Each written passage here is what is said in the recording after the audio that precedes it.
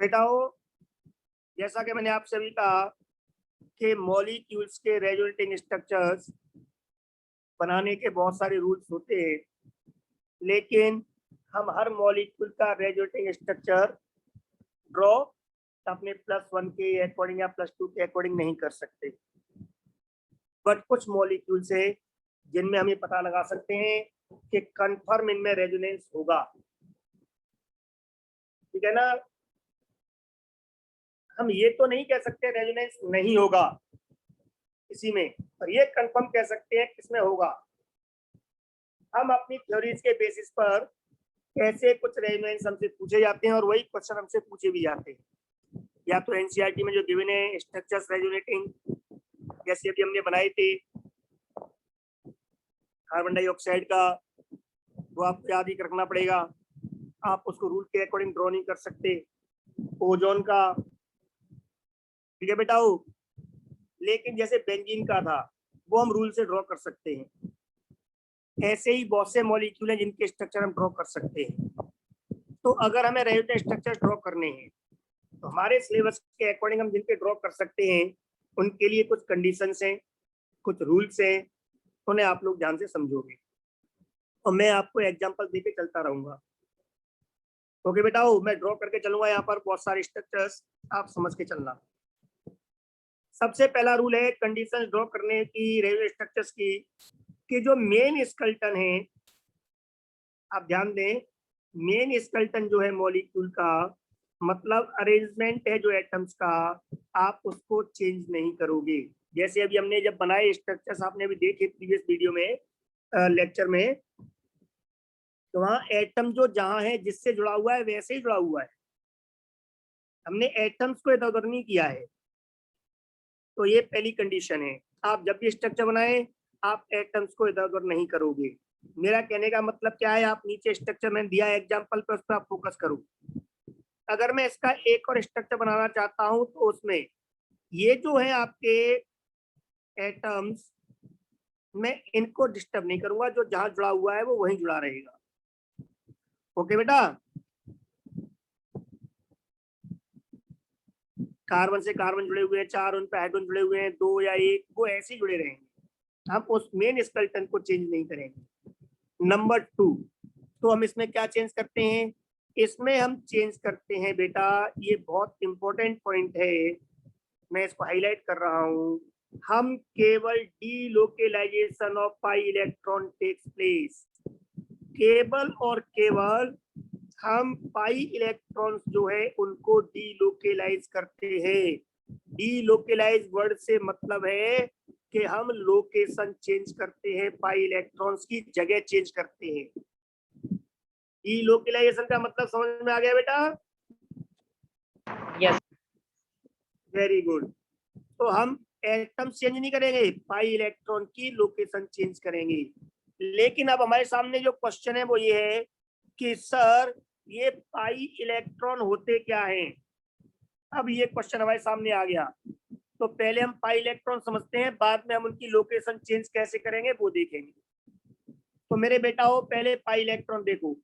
Pi electrons क्या होते हैं, मैं इसको यहाँ पे हाईलाइट कर रहा हूँ, आप ध्यान से देखना। ये पाई इलेक्ट्रॉन्स हैं, येलो पेन से हाईलाइट किया है मैंने। पाई इलेक्ट्रॉन्स क्या होते हैं, पाई इलेक्ट्रॉन्स वो इलेक्ट्रॉन होते हैं जिन पर न्यूक्लियस का फोर्स ऑफ अट्रैक्शन कम होता है, या यूं कहें कि मेरे बेटाओ जो वीकली अट्रैक्टेड होते हैं, मतलब वो अपनी जगह को चेंज कर सकते हैं, उन पर अट्रैक्शन बहुत ज्यादा नहीं होता। Weekly bonded, weekly attracted, is that clear? अब वो इलेक्ट्रॉन कौन कौन से होते हैं जो वीकली अट्रैक्टेड होते हैं? वो इलेक्ट्रॉन से सारे पाई बॉन्ड में इलेक्ट्रॉन जो होते हैं वो सब पाई इलेक्ट्रॉन कहे जाते हैं। क्या होते हैं वो तो समझ लिया, जो वीकली अट्रैक्टेड है, पर कौन कौन से इलेक्ट्रॉन हम कैसे पता लगाएंगे? पाई बॉन्ड बनाने वाले सारे इलेक्ट्रॉन जो होते हैं, आप जानते हो पाई बॉन्ड वीक होता है, वीक मीन्स उन इलेक्ट्रॉन्स पर अट्रैक्शन न्यूक्लियस का कम होता है, इसलिए वो अपनी जगह चेंज कर सकते हैं। और जो सिग्मा बॉन्ड है उसके इलेक्ट्रॉन बहुत स्ट्रांगली बॉन्डेड होते हैं, वो अपनी जगह को छोड़ के नहीं जा सकते, वहां से अपनी जगह चेंज नहीं कर सकते। इज दैट क्लियर बेटा? जैसे अब आप देखो इस मॉलिक्यूल में, एग्जांपल पे आ जाओ वापस। इस मॉलिक्यूल में मैं हाईलाइट से शो कर रहा हूं, आप देखना कि यहाँ पर ये जो पाई बॉन्ड के इलेक्ट्रॉन है, यहाँ पर ये एक एक पाई बॉन्ड दिख रहा है बेटा आपको। मैं इस बॉन्ड को अलग कलर से बना देता हूँ, पाई बॉन्ड को, है ना। ये इसमें एक बॉन्ड सिग्मा और एक बॉन्ड पाई है ये। ओके बेटा,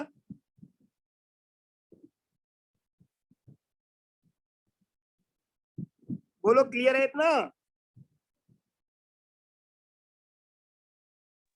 यस सर। Very good. अब ये जो पाई बॉन्ड का जो इलेक्ट्रॉन है, ये पाई बॉन्ड के इलेक्ट्रॉन, हर बॉन्ड में कितने इलेक्ट्रॉन होते हैं बेटा? 2। उसको हम बॉन्ड पेयर बोलते हैं, पता है ना आप लोगों को।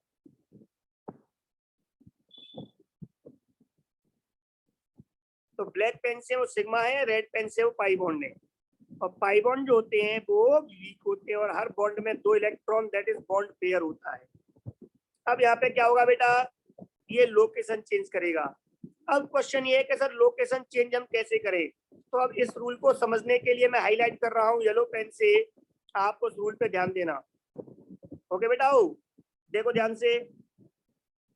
जब भी हम डीलोकेलाइजेशन करते हैं पाई इलेक्ट्रॉन्स की, तो उसमें एटम पर, from atom to between atoms है बेटा, एंड वाइस वर्स।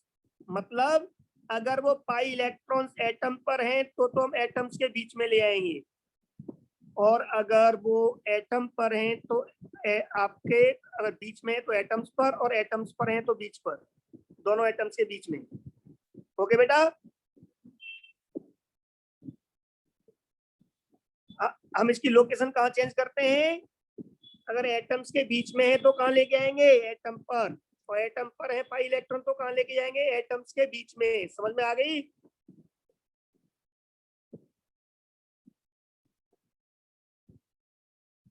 अब मैं वही करने जा रहा हूं, ध्यान देना आप लोग। मैं इन इलेक्ट्रॉन्स को, जो पाई इलेक्ट्रॉन्स हैं, इनको मैं लेके आ रहा हूं एटम पर, क्योंकि एटम के बीच में है ना बेटा। पर यहाँ पर आपके सामने क्या क्या पॉसिबिलिटी हो सकती है वो ध्यान देना, बस मैं बना रहा हूं, ध्यान देना इधर। ये है CH2 double bond, CH2 double bond, CH2। आप कहोगे सर आपने कहा है कि एटम के बीच में है तो उसे एटम पर ले आओ। आप ऐसे ले आए, और आपने ये वाले पाई इलेक्ट्रॉन इनको भी एटम पर ले आए, एटम के बीच में से। अगर ऐसा करोगे तो स्ट्रक्चर कैसा बनेगा बेटा? कि इस में एक एक बॉन्ड रह जाएगा सारे कार्बन के बीच में, और जिन कार्बन पे से इलेक्ट्रॉन जिनका गया है बॉन्ड का, बॉन्ड में 2 इलेक्ट्रॉन, दोनों कार्बन के एक एक थे। अगर बॉन्ड पूरा शिफ्ट हो गया एक कार्बन पर, तो इस वाले कार्बन का इलेक्ट्रॉन चला गया तो इस पर प्लस चार्ज आ जाएगा। इस पर वो इलेक्ट्रॉन एक आ गया, 2 इलेक्ट्रॉन ये बना दिए मैंने, 2 इलेक्ट्रॉन आ गए किसके? बीच वाले बॉन्ड पेयर की, तो इस पर चार्ज नेगेटिव आ गया। क्योंकि इस बॉन्ड में क्या था? इस बॉन्ड में 2 इलेक्ट्रॉन जो थे, एक इसी कार्बन का था, नो प्रॉब्लम। एक दूसरे कार्बन का था, उस दूसरे कार्बन का इलेक्ट्रॉन आने की वजह से, एक इलेक्ट्रॉन एक्स्ट्रा आने की वजह से इस पर एक नेगेटिव चार्ज आ गया।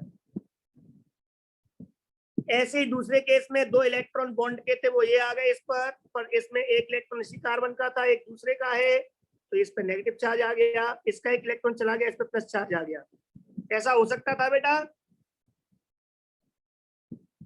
लेकिन आप में से कुछ लोग इस डीलोकलाइजेशन को, मेरे मतलब को ऐसे भी समझ सकते थे कि सर एटम के बीच में, तो उसको एटम पे लाना है, मैं तो इधर लेके आऊंगा, मैं तो इसे इधर लेके आऊंगा।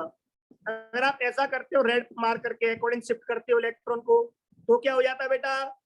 तो आपके सामने कार्बन तो भी सिंगल बॉन्ड से जुड़े हुए रहेंगे, बट इस बॉन्ड के दोनों इलेक्ट्रॉन इस कार्बन पे आ जाते हैं, तो इस पे नेगेटिव चार्ज आ जाता है, इस पे प्लस आ जाता है।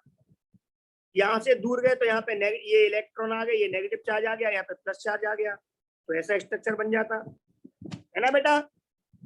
ऐसे स्ट्रक्चर बन सकते थे, क्योंकि हमने कहा है कि जो एटम पर हैं वो एटम के बीच में आ जाएंगे, और जो एटम के बीच में पाई इलेक्ट्रॉन्स वो एटम पर आ जाएंगे, एंड वाइस वर्स। तो मैं यहाँ पर ये 2 तरीके आपको बना दिए मैंने, इधर लिखे हुए हैं। अब तीसरा तरीका कि ये इलेक्ट्रॉन यहाँ पे आए और ये इलेक्ट्रॉन यहाँ पे आ जाए। अगर ऐसा होगा तो क्या होगा, इस कार्बन से इलेक्ट्रॉन गए तो ये प्लस चार्ज आ जाएगा, इस पे 2 इलेक्ट्रॉन आ गए, इस पे माइनस चार्ज आ जाएगा। यहाँ से इलेक्ट्रॉन गए तो ये प्लस चार्ज, यहाँ पे इलेक्ट्रॉन आ गए तो ये माइनस चार्ज। ओके बेटा, स्ट्रक्चर बन गया।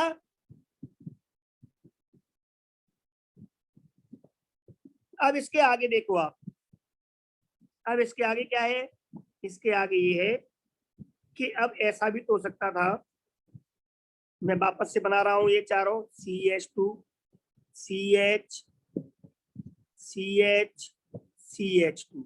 अब मैंने कहा कि जो एटम के बीच में वो तो एटम पर आ गए, बना दिए हमने, पर अब जो एटम पर हैं वो एटम्स के बीच में आ जाएंगे। अब एटम पर कहाँ है, एटम पर कहाँ है, दिख रहे हैं आपको, मुझे तो दिख रहे हैं। इसके लिए हमें वापस चलना पड़ेगा पाई इलेक्ट्रॉन्स पर, के पाई इलेक्ट्रॉन क्या होते हैं। अगला पार्ट है पाई इलेक्ट्रॉन का। अगर इलेक्ट्रॉन पर कोई लोन पेयर है या एक से ज्यादा लोन पेयर है तो भी केवल उसके एक लोन पेयर के इलेक्ट्रॉन, एक पेयर में कितने इलेक्ट्रॉन होते हैं, 2। एक ही लोन पेयर है तो वेरी गुड, उसके दोनों इलेक्ट्रॉन को पाई इलेक्ट्रॉन कहेंगे। और अगर अगर बेटा उस पे एक से ज्यादा लोन पेयर है तो भी एक ही लोन पेयर काउंट करेंगे। ओके बेटा, तो उन 2 इलेक्ट्रॉन को हम पाई इलेक्ट्रॉन कहेंगे। बस शर्त है यहाँ पर, उस लोन पेयर को हम तभी पाई इलेक्ट्रॉन कहेंगे, या दोनों इलेक्ट्रॉन्स को हम तभी पाई इलेक्ट्रॉन कहेंगे लोन पेयर के, जब वो लोन पेयर किसी सैचुरेट एटम पर हो। किस पर हो बेटा,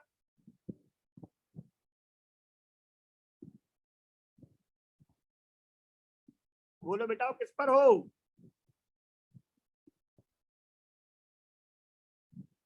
सैचुरेट एटम पर। अब ये सैचुरेट एटम क्या होता है,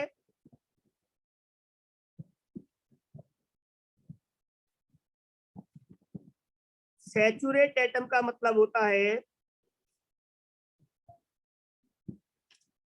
जिस पर केवल सिग्मा बॉन्ड हो, ओनली सिंगल बॉन्ड हो, आप ऐसा भी कह सकते हो, उनको बोलते हैं सैचुरेट एटम। और जिन एटम पर मल्टीपल बॉन्ड होता है उन्हें बोलते हैं अनसैचुरेट एटम।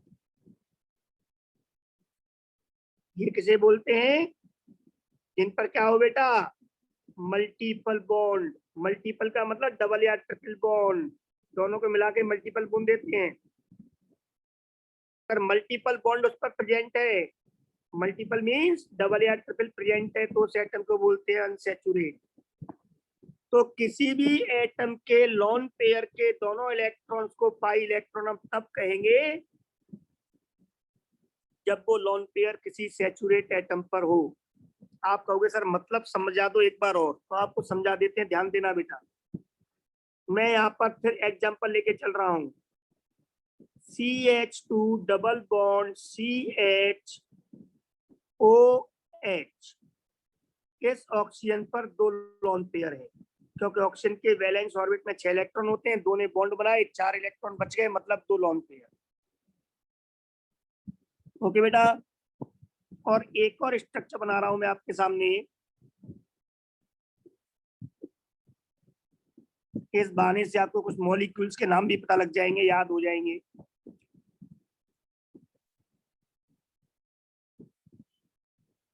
नाइट्रोजन के आउटर मोस्ट में 5 इलेक्ट्रॉन होते हैं, 3 बॉन्ड बना लिए, 2 इधर 1 इधर, और तब भी इस पे एक लोन पेयर बच गया, 2 इलेक्ट्रॉन बच गए। मेरे बेटाओ यहाँ पर ये ध्यान रखें कि इस नाइट्रोजन पर 2 एक डबल बॉन्ड बना हुआ है, मल्टीपल बॉन्ड है, मतलब ये नाइट्रोजन जो है वो अनसैचुरेट है। और अगर ये अनसैचुरेट है, कैसा है बेटा, ये अनसैचुरेट एटम है, तो हम इसके इस लोन पेयर के इलेक्ट्रॉन्स को पाई इलेक्ट्रॉन्स नहीं बोलेंगे। These are not pi electrons. हमारा कहने का मतलब ये था। तो किसी भी लोन पेयर के इलेक्ट्रॉन्स को पाई तब बोलते हैं, तब वीकली बॉन्डेड बोलते हैं, जब उस पर मल्टीपल बॉन्ड नहीं हो, क्योंकि मल्टीपल बॉन्ड की वजह से इन लोन पेयर्स के इलेक्ट्रॉन्स पे अट्रैक्शन बढ़ जाता है, इसीलिए फिर हम इनको पाई नहीं कह सकते। पाई तभी कहेंगे जब वो वीकली बॉन्डेड होंगे, और तभी होंगे जब वो सैचुरेट एटम पे हो। जैसे ये जो ऑक्सीजन है, अब ऑक्सीजन यहाँ पर सैचुरेट है। क्यों है सैचुरेट एटम? क्योंकि इस पे केवल सिंगल बॉन्ड है, कोई डबल या ट्रिपल बॉन्ड बना हुआ नहीं है। और अगर ये सैचुरेट एटम है बेटा, तो इसके दो लोन पेयर से, इन दो लोन पेयर में से मैं किसी भी एक लोन पेयर को पाई इलेक्ट्रॉन्स की तरह काउंट करूंगा, दोनों को नहीं। कितने को? केवल एक को। बात समझ में आ रही है बेटा? Yes sir. एक बात ध्यान रखें कि पहली बात तो वो सैचुरेट एटम पर हो, नंबर दो केवल एक ही लोन पेयर के दो इलेक्ट्रॉन्स को, इनमें से एनी वन लोन पेयर होगा, उसके दोनों इलेक्ट्रॉन, जो दो इलेक्ट्रॉन होंगे वो पाई इलेक्ट्रॉन्स होंगे। ओके बेटा? Yes sir. Very good. आप ऊपर वाले को पाई मान लो तो नीचे वाले नहीं होंगे, नीचे वाले को मान लोगे तो ऊपर वाले नहीं होंगे। अब नंबर 2, दूसरी कंडीशन, ये तो सैचुरेट एटम वाली हो गई। नंबर 2, लोन पेयर एक से ज्यादा होंगे तो भी एक लोन पेयर लेंगे, दो कंडीशन हो गई। अब नंबर 3, ये भी आप तब काउंट करोगे जब वो लोन पेयर कॉन्जुगेशन में हो। अगली कंडीशन देखो लिखी हुई है मैंने साफ साफ, क्या है? Saturate atom and which is in conjugation with pi bond, वो पाई बॉन्ड के साथ कॉन्जुगेशन में हो। अभी अगला वर्ड आ गया। तो ये चैप्टर बच्चों को इसीलिए समझ में नहीं आ रहा होता, इतने कंसेप्ट, इतने वर्ड आते हैं, उन्हें रोज का रोज याद करना होता है, वो आप लोग मेहनत करते नहीं रोज की रोज। तो अभी नई नई चीजें आएंगी। अब इसमें एक नई कंडीशन है कि वो कंजुगेशन में हो। अब कंजुगेशन में होने का मतलब क्या है? उसके लिए आपको कॉन्जुगेट सिस्टम्स अलग से पढ़ने होंगे कि कॉन्जुगेशन क्या होता है या कॉन्जुगेट सिस्टम क्या होता है। तो इसके लिए आप देखिए मैंने यहाँ लिखा हुआ है कॉन्जुगेट सिस्टम्स। हम किसी भी सिस्टम को कॉन्जुगेट तब कहते हैं या इलेक्ट्रॉन्स को कॉन्जुगेशन में तब कहते हैं जब दो डबल बॉन्ड के बीच में एक सिंगल बॉन्ड हो, डबल बॉन्ड फिर सिंगल बॉन्ड फिर डबल बॉन्ड, या तो तब कॉन्जुगेशन कहेंगे। जैसे आप अब ये जो मैंने दिया है मॉलिक्यूल, देखो ध्यान से बेटा, इसमें क्या दिख रहा है आपको? दो डबल बॉन्ड के बीच में एक सिंगल बॉन्ड है। अरे आना बोलो यार। Yes sir. तो इसका मतलब इसमें कॉन्जुगेशन है।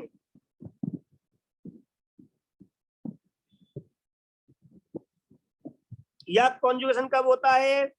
जब पाई बॉन्ड मतलब डबल बॉन्ड के साथ में और लोन पेयर के बीच में एक सिंगल बॉन्ड हो, डबल बॉन्ड और लोन पेयर के बीच में हो। जैसे यहाँ पर आप देखो, अब इस एग्जांपल में डबल बॉन्ड और लोन पेयर के बीच में एक सिंगल बॉन्ड है, मतलब यहाँ भी कॉन्जुगेशन है। बात समझ में आ गई बेटा? मैं यहाँ पर एक और डायग्राम बना रहा हूँ, एक और मॉलिक्यूल बना रहा हूँ, आप ध्यान से देखना। मैंने अब बनाया CH2 डबल बॉन्ड CH2OH।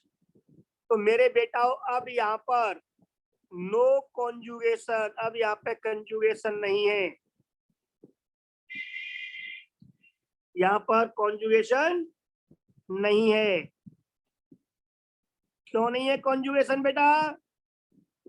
क्योंकि यहाँ पर डबल बॉन्ड और लोन पेयर के बीच में एक और एक दो सिंगल बॉन्ड आ गए। कितने सिंगल बॉन्ड आ गए? दो।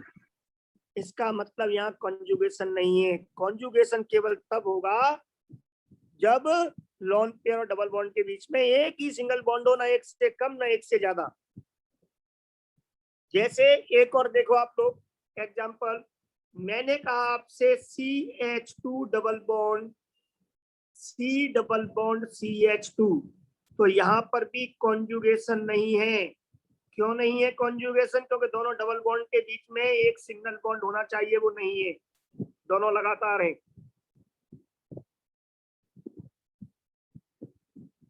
तो दो डबल बॉन्ड के बीच में सिंगल बॉन्ड हो, या डबल बॉन्ड लोन पेयर के बीच सिंगल बॉन्ड हो, एक न कम न ज्यादा, या डबल बॉन्ड के साथ में पॉजिटिव चार्ज और डबल बॉन्ड के बीच में एक सिंगल बॉन्ड हो, या डबल बॉन्ड और नेगेटिव चार्ज के बीच में एक सिंगल बॉन्ड हो, या डबल बॉन्ड और ऑड इलेक्ट्रॉन मतलब अनपेयर्ड इलेक्ट्रॉन जो बॉन्ड में काम नहीं आया है और अकेला है, उसके बीच में सिंगल बॉन्ड हो, तो इन सबको हम बोलते हैं कॉन्जुगेट सिस्टम्स। क्लियर हो गया?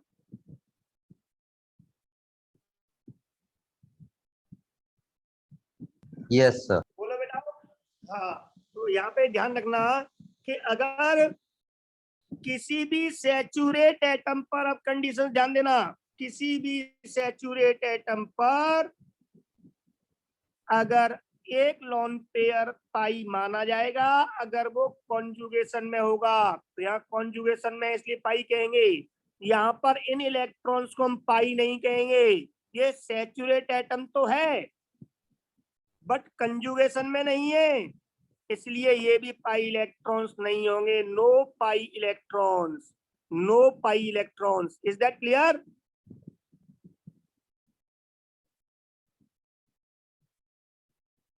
यहां पर कॉन्जुगेशन है बट अनसैचुरेट है। देखो यहाँ पे double bond, single bond, lone pair और डबल बॉन्ड के बीच में एक सिंगल बॉन्ड है ये वाला, फिर डबल बॉन्ड है, यहाँ कॉन्जुगेशन तो है बट यहाँ पर अनसैचुरेट है।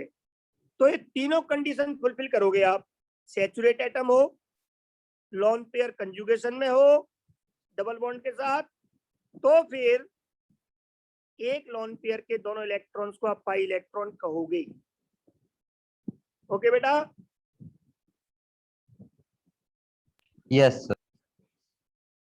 या फिर वो इलेक्ट्रॉन जो मॉलिक्यूल पर नेगेटिव चार्ज प्रोड्यूस कर रहे हैं वो इलेक्ट्रॉन भी पाई इलेक्ट्रॉन्स हैं। बस बात खत्म। तीन तरह के इलेक्ट्रॉन्स को पाई इलेक्ट्रॉन बोलते हैं। कॉन्जुगेट सिस्टम क्या होता है ये समझ में आ गया। अब बस आपको कॉन्जुगेट सिस्टम में इलेक्ट्रॉन्स को डीलोकलाइज करना है, सिर्फ यही आपके सिलेबस में है और यही स्ट्रक्चर्स आप लोग बनाओगे।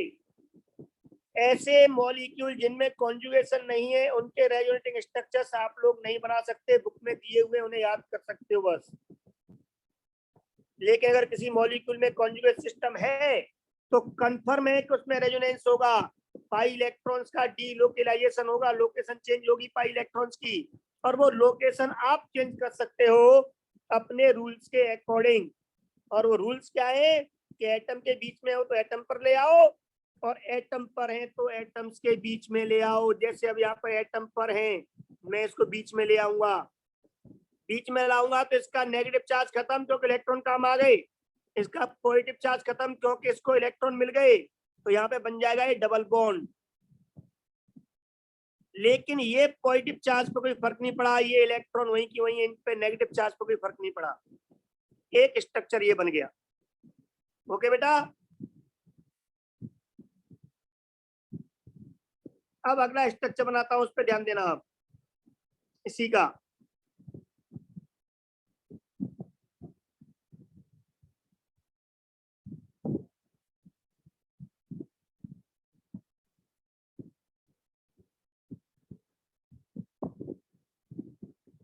ये आपके सामने बन गया था ये वाला, देखो दिख रहा है आपको। अब हमें क्या करना है, अब फिर वही रूल कि जो एटम पर है ये भी पाई इलेक्ट्रॉन है बेटा, लोन पेयर है, दो इलेक्ट्रॉन है, डबल बॉन्ड सिंगल बॉन्ड का कॉन्जुगेशन भी है, तो ये एटम पर है वो एटम्स के बीच में आएंगे, बट कार्बन की वैलेंसी है वो 4 से ज्यादा हो नहीं सकती। बता चुका हूं मैं आपको, सेकंड पीरियड के एलिमेंट की वैलेंसी 4 से ज्यादा नहीं हो सकती, क्योंकि तो ऑर्बिटल ही 4 होते हैं, या यो कहो कि उनमें 8 से अधिक इलेक्ट्रॉन नहीं हो सकते। तो ये इलेक्ट्रॉन आएंगे तो इनको यहाँ से भागना पड़ेगा, तो ये यहाँ आ जाएंगे। ऐसा होने से यहाँ डबल बॉन्ड बन गया, यहाँ का डबल बॉन्ड जो बीच वाला है ये खत्म हो गया,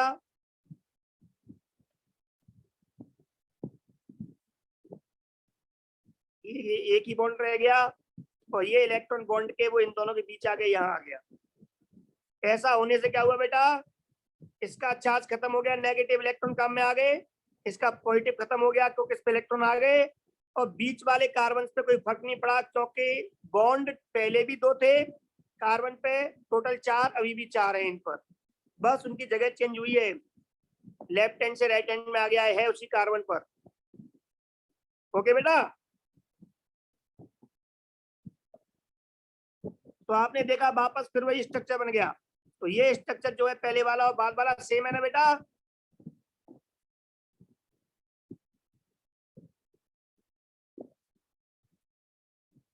तो इसका मतलब 2 स्ट्रक्चर जो मैंने और बना दिए इसके बीच में, वो क्या कहे जाएंगे, वो इसके रेजोनेटिंग स्ट्रक्चर कहे, आप कहे जाएंगे। इन पे आप लगा दो डबल हेड एरो।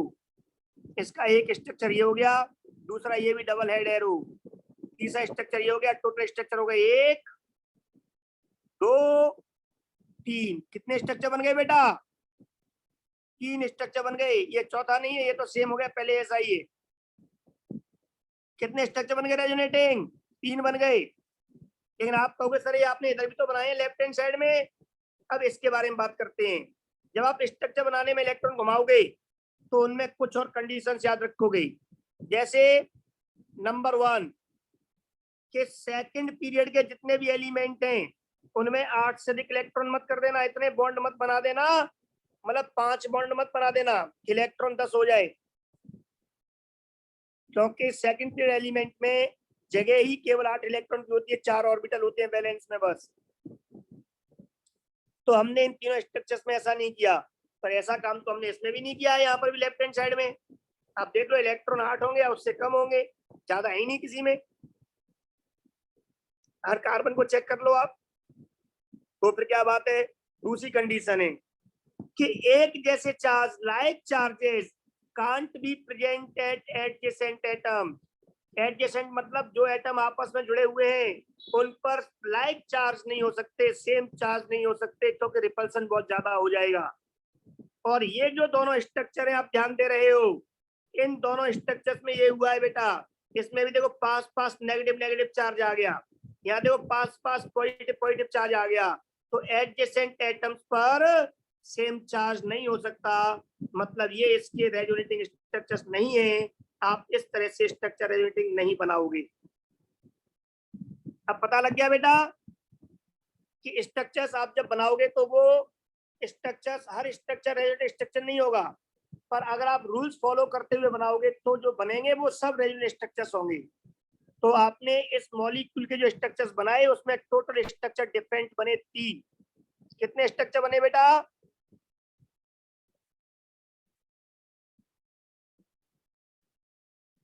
बोलो।